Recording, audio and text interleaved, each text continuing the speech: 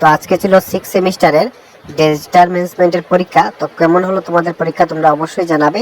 তো আমি তোমাদের উত্তর তুলে ধরলাম, তোমরা তোমাদের উত্তর মিলিয়ে দেখে নাও কার কতটি সঠিক হয়েছে। তো সেট এ এবং সেট বি প্রশ্নগুলো সেমই, শুধু নম্বরগুলো আলাদা থাকবে। তো আমি সেট বির গুলা তুলে ধরলাম, তোমরা সেট এ যাদের যাদের রয়েছে তোমরা অবশ্যই কোয়েকশনগুলো মিলিয়ে দেখে নেবে তোমাদের কার কতটা হয়েছে। তোমরা অবশ্যই কমেন্ট করে জানাবে কার কতটা সঠিক হয়েছে।